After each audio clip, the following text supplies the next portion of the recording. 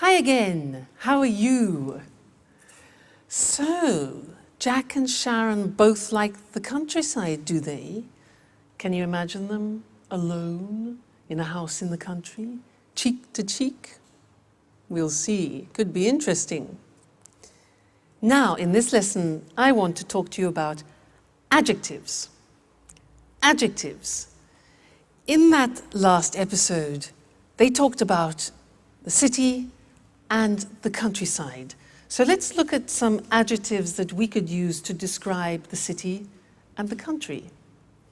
For example, the countryside is beautiful, but often cities are the opposite of beautiful.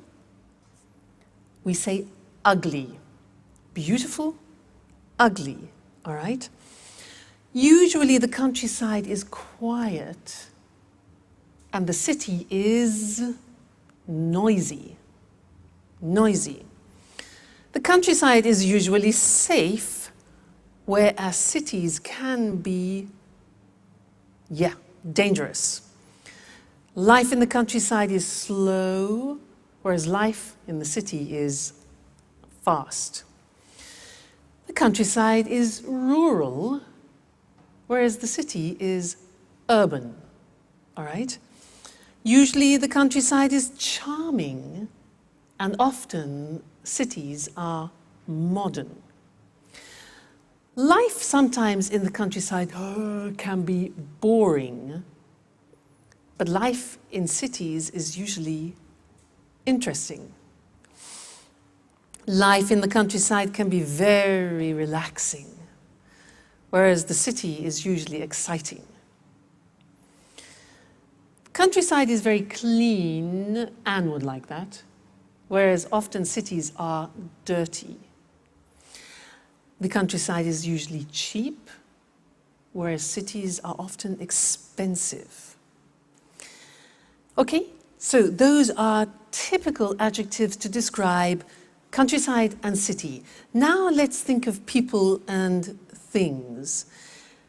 Well, people can be young, but things, we wouldn't say things are young, we would say things are new. So a book is new, but my brother is young.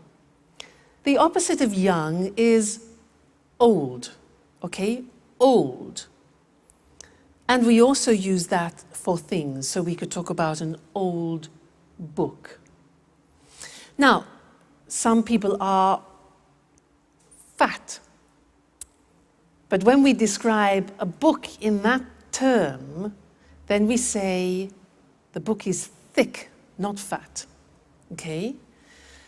We can say a person is thin, and we can also say a book is thin. Then somebody is 2 meters tall. Somebody is tall, whereas we would say for a building, the building is big or high. Then the opposite is short. Person is short, and the thing would be little. Now there's another very interesting thing about adjectives to learn, is that adjectives are divided into syllables. So, for example, if you look at the adjective beautiful, how many syllables are there? Beautiful. 3 syllables. Beautiful. Beautiful. Okay? Let's look at another example. Quiet. Listen to that. Quiet. 2 syllables. Quiet. Another one. Safe is 1 syllable. Safe. How about dangerous? How many? Dangerous. Dangerous. 3. Okay? One more. Interesting. That's quite difficult. Interesting. How many syllables? 4. Interesting. Pronunciation interesting. Relaxing. Relaxing. 3. Cheap. 1. Okay? So all adjectives in English are divided into syllables. You can count them.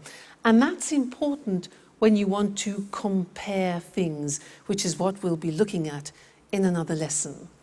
Now, we're going to go back to That's Life, and Anne wants to buy a car, and Jack is giving her advice. Listen to the way that they use the word should, and then we'll look at that in the next lesson. All right, see you then. Bye.